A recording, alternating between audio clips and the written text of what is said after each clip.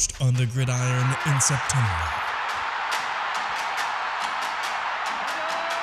Perfected in the magic of March.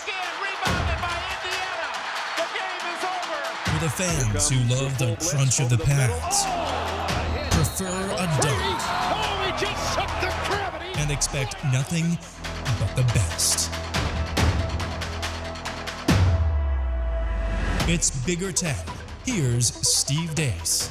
Greetings. Welcome to this week's episode of Bigger Ten. I am Steve Dace, and of course, along for the ride is my co-host and never partner, the one and only Aaron McIntyre. Good to see you again, brother. And we are now fully knee-deep into the college football season. We had a little chill of an early fall, George Strait style this past week. Windows open, snuggle weather at night, right? So autumn is just around the corner, but it feels like it with the way the football season's going thus far. Yes, this last Saturday was a ton of fun. My wife works overnights, and so this was fun. Just me and the little 1-year-old in the man cave all day. It was rainy and cold outside. Yeah. Great excuse to stay inside. I made some really spicy chili on Friday night. Just ate that all day. Got fatter and fatter. And other than what we're about to talk about in a few minutes, it was just a quintessential college football viewing day. From the games on the field to the setting inside my man cave. Perfect. Just perfect. Can't ask for anything more. It was one of the craziest days in the history of a crazy sport. At the end of it, I think the Bear Chris Felica tweeted out, "This day needs its own 30 for 30. Love that. Okay? I mean, it was just a crazy day. Let's begin, though, with the fallout from it. So, Aaron, at the end of week 2 last year, Clay Helton at USC got annihilated by Stanford and was summarily dismissed as the head coach of the Trojans. That was week 2 of last year. Yep. All right? Week 2 of this year, Clay Helton, now coach of the Georgia Southern football program, goes into Lincoln, Nebraska, puts up a 40-burger on the Huskers, wins the game. Set a record for yards at Memorial Stadium. Think of that. Think of all the big games that have been played there. Hell, just think of all the great Nebraska, Oklahoma, Nebraska, Colorado in the old Big 8 days. How many great games, how many great teams have played there? Alabama has played at Memorial. Penn State's played at Memorial, right, in non-conference games. Notre Dame has. Florida State has. They did not put up as many yards on Nebraska as Georgia Southern did. And a year later, Clay Helton, week 2, strikes again, except this time he's on the giving end. Yeah. And he is the final nail in Scott Frost's coffin. The Nebraska administration just decided, we can't keep this going another few weeks here to save another $7.5 million. Got that new Big Ten TV deal. We're just going to go ahead and move right now. The Frost era is over. It might be one of the most shocking faceplant coaching hires maybe of all time. Undefeated season for Central Florida, was wanted by Florida, every big job that offseason. Goes home to Nebraska because Tom Osborne, like Bear Bryant, mama's calling. All right, Tom Osborne called, said, you got to come back home. It seemed like a natural. It never took off from the very beginning. And now, Aaron, it's over. Yeah, and, I heard, I think in the aftermath of the Northwestern game, talking to the players, the media talking to the players, and one of the players was like, we're just trying to win. We just want to see Scott Frost happy again. Yikes. The dude cast a pall over that entire program. Remind me what Trev Albert's relationship, were they teammates? No. They were not teammates. Albert's played before he did. him. Yeah, yep. I thought he was significantly older, but they come from somewhat of the same era, obviously. I actually have a different take on this. Instead of, why didn't they wait till October 1st, when his buyout was going to be halved? I think if you are trying to make that decision with a favored son, even though, of course, right now he's not very much so, you're actually doing him a solid. You're doing him a solid by cutting ties now. And I have to think for Frost, just things that we've heard from his personal life as well. This has got to be almost a weight off the shoulders at this point. I don't know. Maybe he's a psychopath too, or a sociopath and doesn't feel anything. But it's disappointing, obviously. But it's kind of disastrous for the Big Ten in adding Nebraska when we've been over this a million times. We don't need to rehash it again, but just to think what we were expecting and what we've gotten from them, just again, they've got to hit on this next one. And that brings us to our friends over at DraftKings. It's officially the time of year we've all been waiting for. NFL season, baby. And what better and exciting way to kick things off than with this great deal from DraftKings Sportsbook, an official sports betting partner of the NFL. New customers, all you have to do is bet $5 on any NFL wager, and you'll instantly receive $200 in free bets. That's right. DraftKings is giving all new customers $200 in free bets when they place any $5 or more wager on the football team of their choosing. Plus, with same-game parlays, you can combine multiple bets from the same game to give yourself a shot at even bigger winnings all season long. For those in a state where sports betting is not yet available, don't forget about DraftKings Daily Fantasy, where they've been innovating even more ways to win some cash this football season. DraftKings has been around for a while, so you know your funds are safe and can be withdrawn whenever, wherever you want. Just download the DraftKings Sportsbook app now. New customers use promo code TPPN and receive $200 in free bets instantly when placing a $5 wager. That's promo code TPPN only at DraftKings Sportsbook.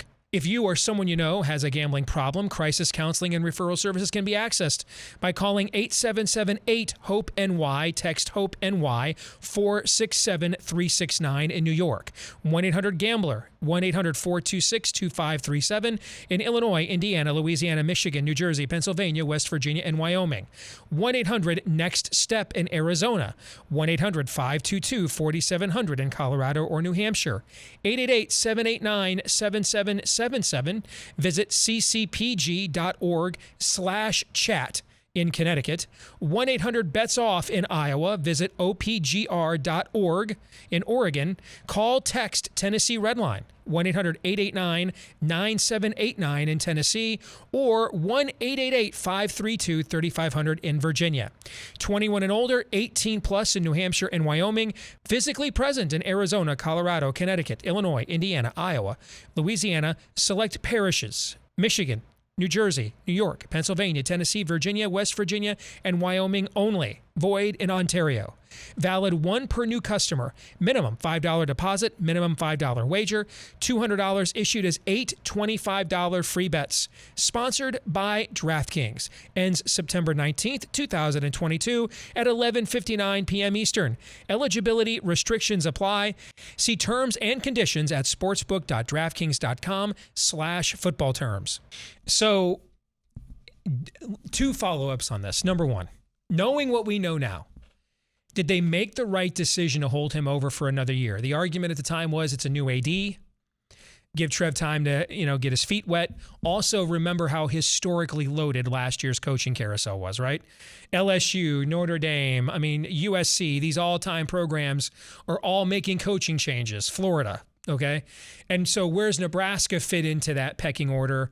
And, are you better off being the 8th or 9th or 10th most coveted job in a historic cycle, or waiting a year when you might be, depending on how everything turns out, the number 1, number 2, number 3, number 4 most coveted job, right? So let's start there. Knowing what we know now and given those factors, new AD, how loaded that coaching cycle was, did they make the right decision to go ahead and try this for another year? Or if you were a Nebraska fan, would you be thinking, why the hell did we waste the last 9 months? Which would it be? So obviously hindsight is 2020. Here we have that benefit, but it was obviously the wrong decision. As you mentioned, the coaching carousel last year, and who knows what it'll be this year, but last year seemed to be a historically crazy coaching carousel. So obviously I think it was the wrong decision. I guess getting a new offensive coordinator, and boy, that first drive in Dublin looked just tremendous. And we thought, hey, maybe Nebraska, they might be onto something here, but no, it's just been the same song. Every single week. And they struggled against North Dakota. They struggled against North Dakota at home. And I benefit of hindsight, yes, but no, that was not the right decision. Then we have the next follow-up, which is what happens next. I want to reiterate something I have said about Nebraska for many years now. Nebraska needs a gimmick. it doesn't have a natural recruiting base in this league. And I actually think that its attempts to go west to California are going to be hurt by the additions of USC and UCLA, because I can just stay home now and play in all these Big Ten stadiums and in all these television networks during the day that people can see me. I don't have to go to Nebraska anymore. The two things that Nebraska had going for it before was its legendary walk-on program, which Bill Callahan basically tanked, and the uniqueness of the offense that they ran. And I think the walk-on program can kind of be replaced with the NIL and the transfer portal. Nebraska has shown it knows how to play ball with NIL and the transfer portal.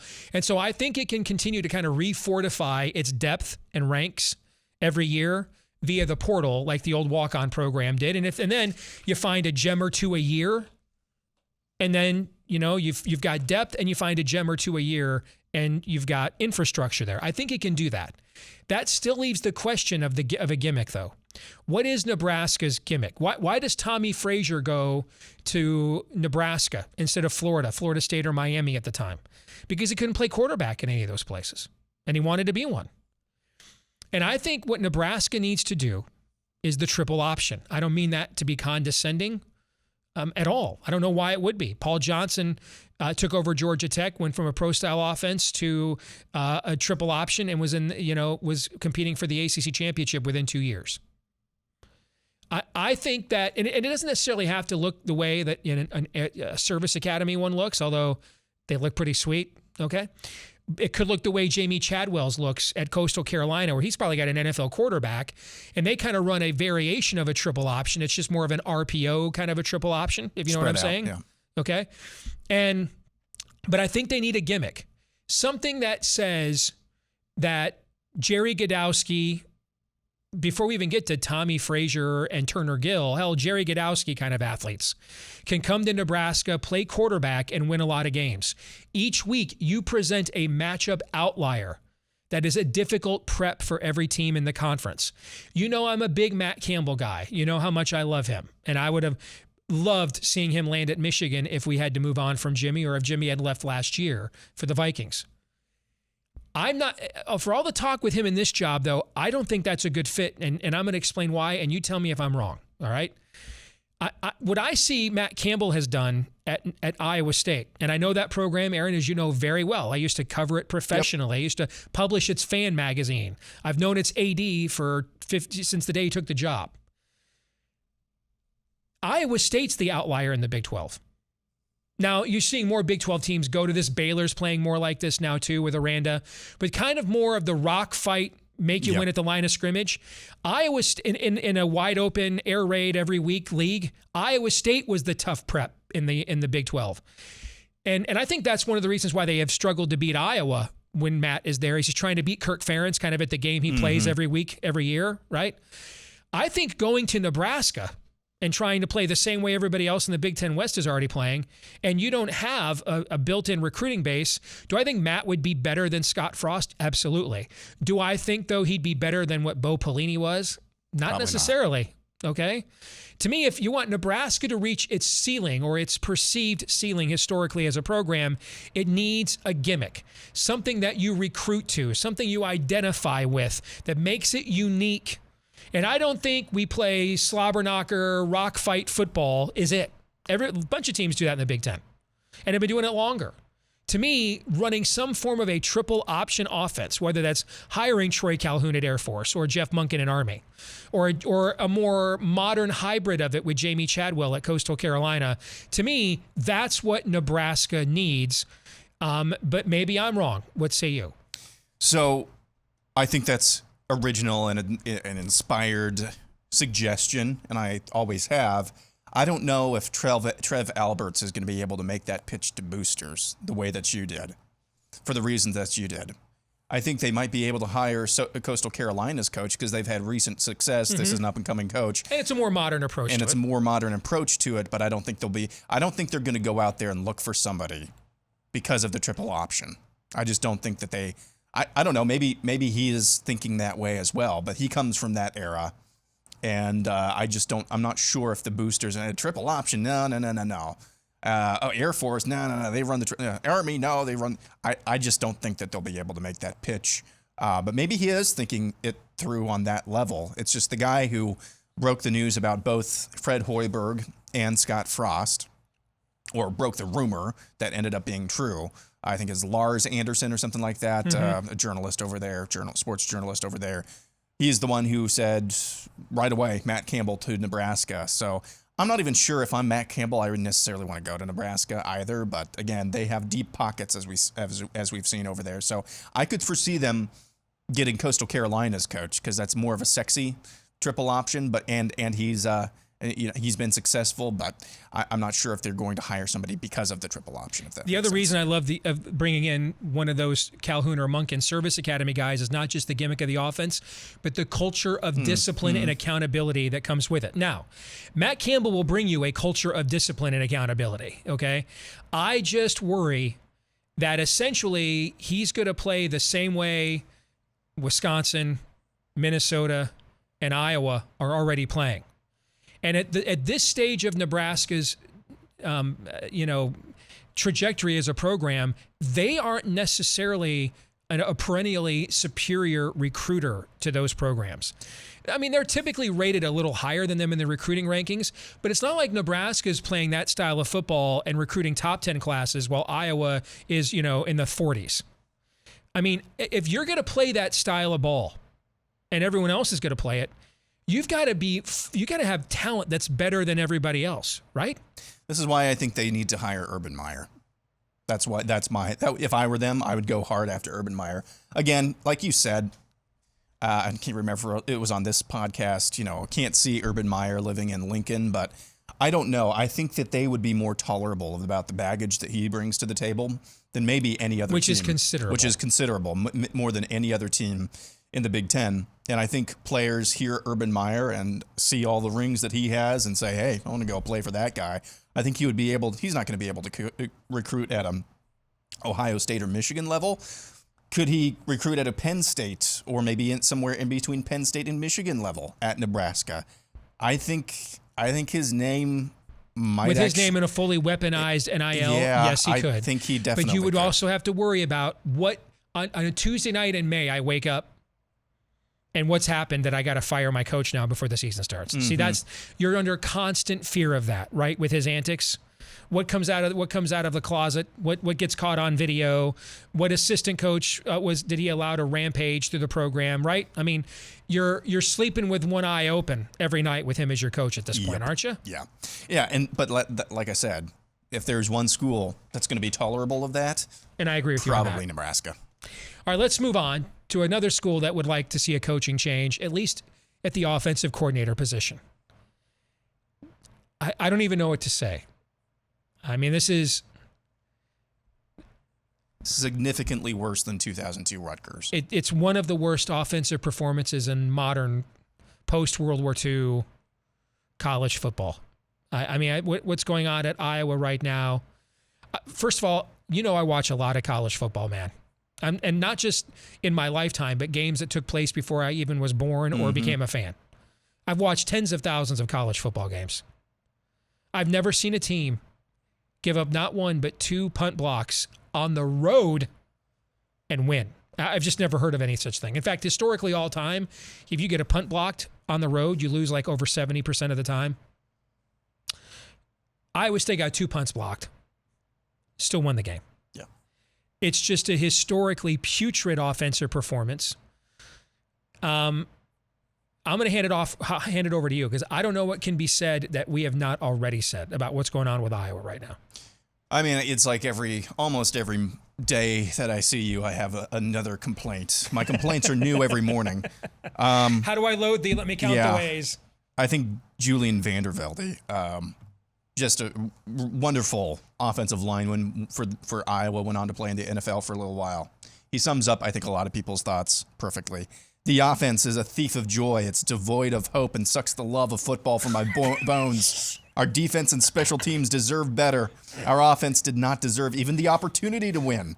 I want to be positive and supportive, but it's very, very difficult. Again, that's not some random Joe No Blow doubt, man. on That's Twitter. not a rando. That's one of Kirk Ferentz's probably top 10 or top 15 offensive linemen, probably top 10 offensive linemen.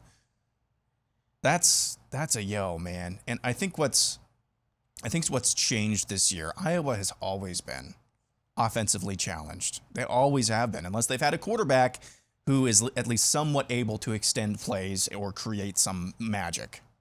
Iowa has always been offensively challenged. What's different this year is that it's costing them games. They've been able to win despite their offense for so long. Look at last year, 10-2, won the Big Ten West. But that was in spite of their offense. I think that's the biggest fan frustration this year, especially because we were sold, hey, can't get any worse. Our quarterback went and balled out at the Manning Academy, looks really good in practice. Expect some improvement. I think what's making this worse as well is that it seems like Kirk and Brian are blindsided by this, the Ferentzes. I just don't know. What's really, really depressing to me is that I know there's a pretty good chance that this Saturday night I'm going to sit down and for the only time this season, because I haven't enjoyed the last two games, for the only time this season, this might be the only time that I actually enjoy watching an Iowa football game. Because it is conceivable, folks. It's conceivable that they might not win another game on their schedule. It is conceivable. And I don't think, tell me, am I being emotional here? I'm sure I am a little bit, but it is conceivable. I don't think it's out of the realm of possibility that they go on the road to Piscataway at night and lose to Rutgers.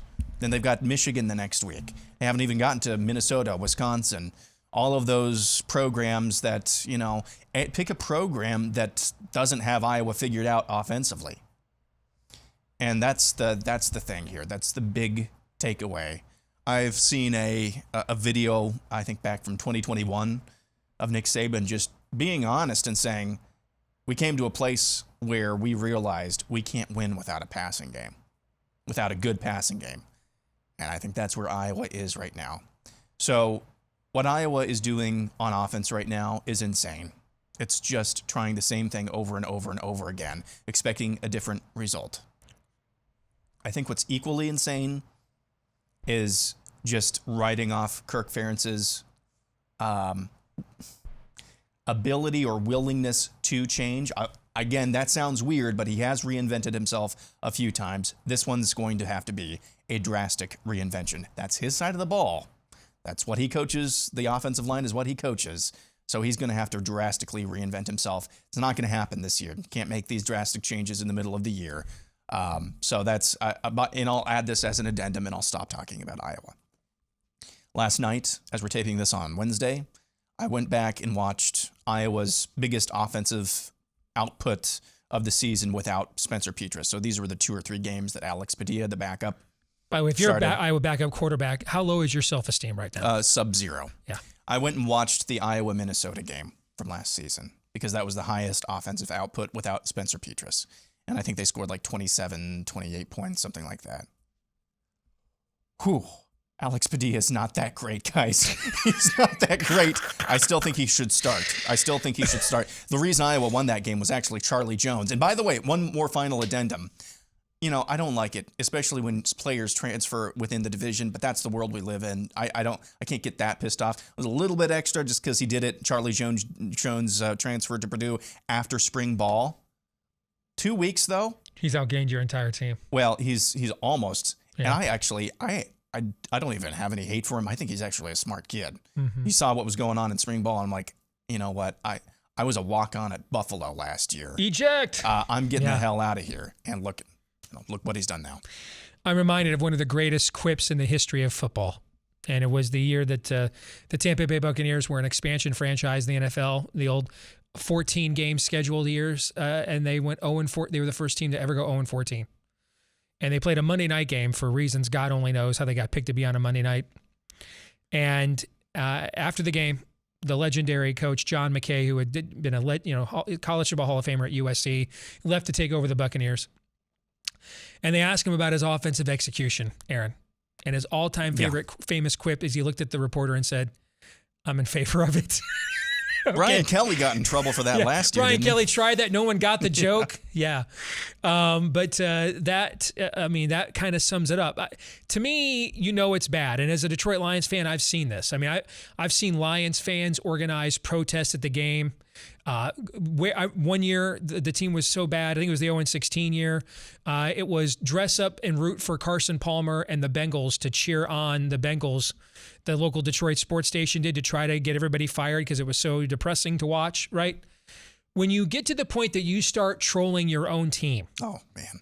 That you go from being fanatically oblivious to reality with rose-colored glasses to now your heart has been smashed and fed to you so many times that you turn on them, right? And troll your own, that's when it's bad. Mm-hmm. And Iowa fans doing that with not once but twice this week with cameos on from Bob Stoops and the men's basketball coach, Fran McCaffrey, wishing Brian well on his new gig in New England as a way to troll on Brian Ferentz. Yikes, dude. That's freaking brutally brilliant. Yeah, because we expected some improvement, not night and day, but some improvement going into the first game of the season. You sell out every single home game this year. And now you've got McCaffrey and Stoops trolling Brian Ferentz. I thought that was I laughed out loud. I actually laughed really hard. I thought it was a little bit over the top, but yeah, that's emblematic. It's just I think there's no hope in the Iowa fans right now, and that's the hardest thing. It's like we're ready, we're primed and ready to we really want to cheer for the team. I think at this point they're cheering for the offense to suck. I think I am a little bit because I need Kirk and Brian to get the message. Let's contrast that conversation with this. No, please not. Let's do it with this. 6 Big Ten teams scored 50-plus points last weekend. That is the first time that 6 teams from the Big Ten have scored 50-plus, Aaron, on the same week since before the AP poll was created in 1936. Never had happened before. Michigan State, 52. Maryland, 56. Michigan, 56. Purdue, 56. Minnesota, 62. Rutgers, 66.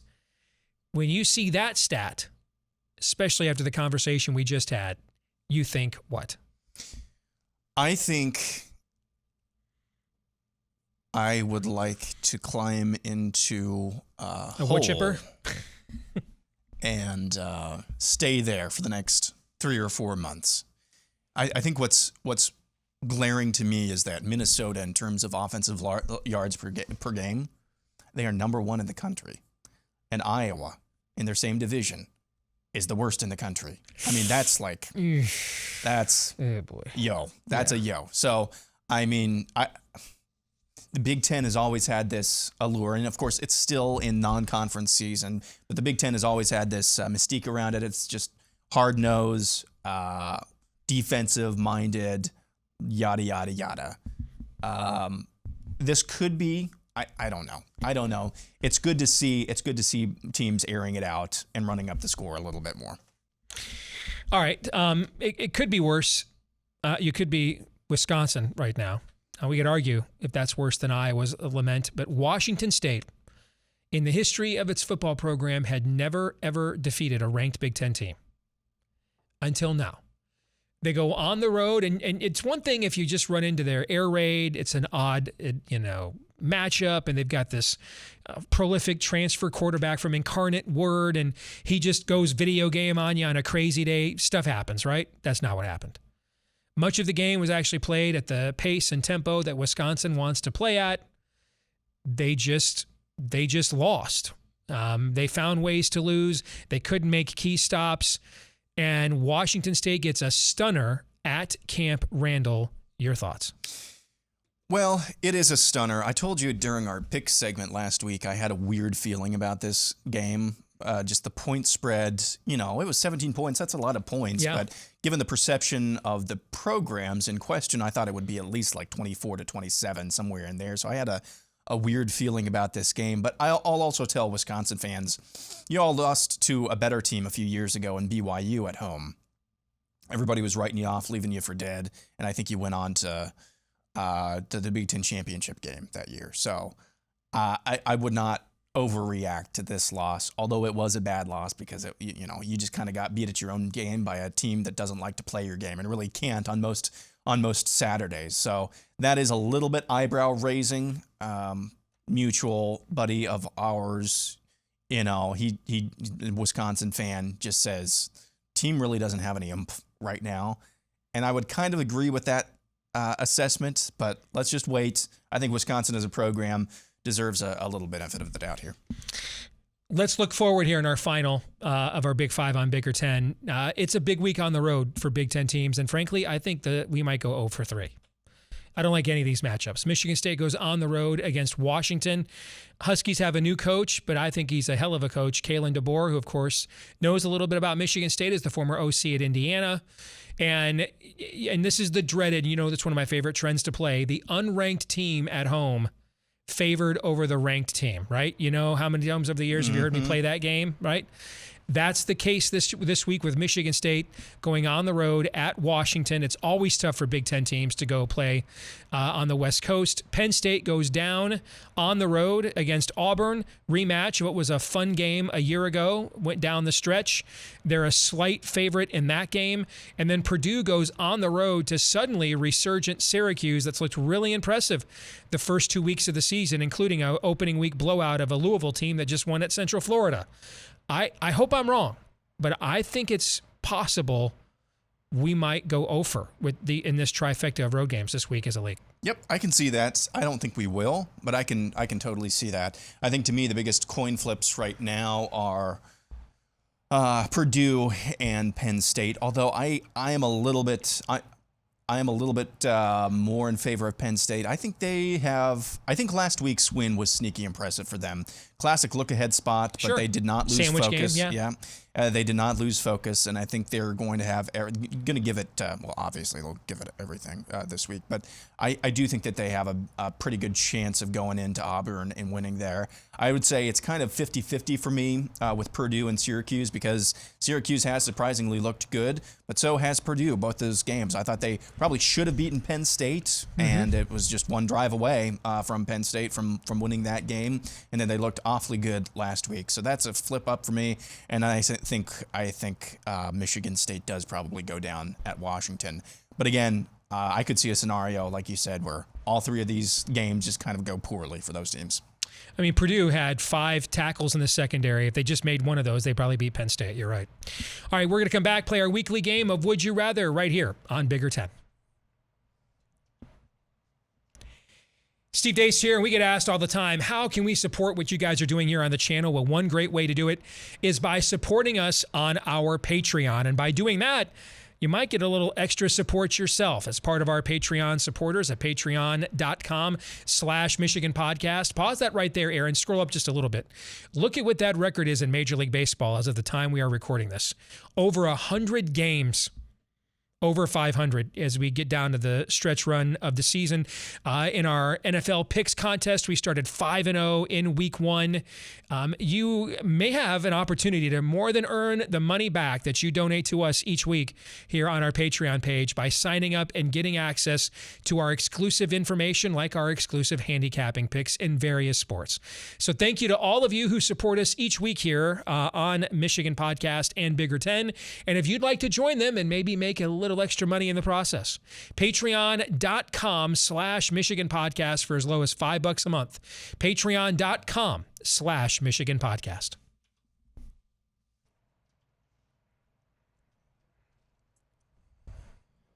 Let's get to it. Let's play a little Would You Rather here on Bigger Ten. And Aaron, we begin with you.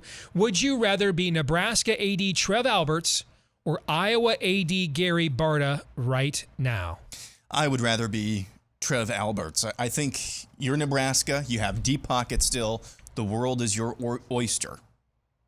I mean, am I wrong to think that? You're not going to be able to get anybody, but you're going to be able to get somebody pretty good, I would think. And so I think your options are far more wide open right now than if you're Gary Barta. Because if you're Gary Barta and you try to actually use the authority you think you have, you don't have any, because Kirk Ferentz runs that athletic department, really. things could get really messy really fast. So I'd rather be Trev Alberts. Okay. Next for you, would you rather rewatch every Iowa offensive snap this season or drive a shiv underneath your fingernail? Oh, I gotta say, I have an appreciation for self-loathing fandom because I've been there many times over the years, particularly as a Detroit Lions fan. I thought especially with Michigan, I can't remember which year it was or which time it was. I thought it was just like emotional melodrama from you. I understand it now. Yeah. I understand. I was this way going into last season. I mean, I thought we were irrevocably broken, and then we won the Big Ten. Yeah. I'm going to choose watching every offensive snap because I think at some point there might be some hilarity. I don't think anything about taking a shiv under the fingernail is going to make you giggle. It would be faster, though. It would be faster. Nice. Aaron, would you rather bet Michigan State on the money line at Washington or Penn State on the money line at Auburn this week? The spreads are similar, just in opposite directions. Sparty is a 3-point dog in Seattle. Penn State is a 3-point favorite down on the Plains. I have already said I'm probably going with Washington in Seattle, so I would, of course, take Penn State. I have a little bit more confidence in, they played this team last year, which is kind of a big deal, but I have a little bit more confidence in them at this point than I do Michigan State. Okay. Final one is for you. Would you rather bet Minnesota or Iowa to cover their spreads this week? Last I checked, I think Minnesota was about a 28-point favorite against Colorado. Iowa 23 against Nevada. I mean, and Nevada's bad. I mean, they lost a ton. But Colorado's really bad too. You know. But I will also throw this in there as well. We'll talk about this a little bit. Defensive scores for Iowa? No, picks segment. Minnesota. Seems like every season they struggle with an out-of-conference game. Mm-hmm. Is that the spot for them? I don't think so this year. I think they're a little bit different this year. I guess I'd rather go with Minnesota, even though the line is larger and it's against a tougher opponent, I guess. But asking Iowa to cover any number of significance right now with that offense, I just think that's a bad play. Yep. I mean, you have got to see them do something before you go by any power rating or projection. You've got to be shown, I think, at this stage, don't you? Yes. Nevada also gave up 56 points, I think, or 51 points to Incarnate Word, so there's that too. So. There is that, yes, indeed. We'll come back. Twitter poll results and feedback of the week next. This week's Twitter poll results, we asked you, why is Spencer Petras still Iowa's starting quarterback? 49% of you said Kirk Ferentz's stubbornness. 35.2% of you said Iowa has no one else. 15.8% of you said because Brian Ferentz is incompetent. Which one of these do you vote for? I think we got to pump the brakes on the Brian Ferentz stuff because he's just running his dad's offense, and ultimately all offensive decisions are his dad's. This is how I answered Kirk Ferentz's stubbornness earlier, and then I rewatched that Minnesota game, and I think it's a combination of that and the fact that really Iowa has no one else. Is he stubborn because they have no one else? Yeah. But then if you're an Iowa fan, you ask yourself, why didn't we go into the transfer portal? Correct. And try to bring someone in that failure. even if you didn't want to replace Petras, you had a viable option there in case you had to. Yeah. No, that's a major failure. Just a major failure. Has to be addressed. Feedback of the week here on Bigger 10, and this comes from Golden Nittany Lion. So this means that Nebraska, just like Texas, is in fact not back. Classic gift there from Goodfellas, classic film. Make a prediction right now. Nebraska's new head coach is who? I'm going to go with Urban. I'm riding or dying with Urban Meyer. I'm going to say it's Jamie Chadwell at Coastal Carolina. Okay. And maybe it's because that's who I think if I were making the hire, and if I couldn't get my boosters to go with Calhoun or Munkin especially, then that's the play that I would make.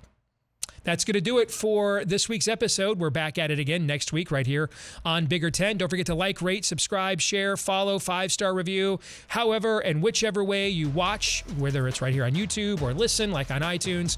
Help us to find more Big Ten sports fans just like you and keep up on what we think all things Big Ten and more in between episodes by following us on Twitter at Bigger 10. For Aaron McIntyre, I'm Steve Deace. We'll see you next week.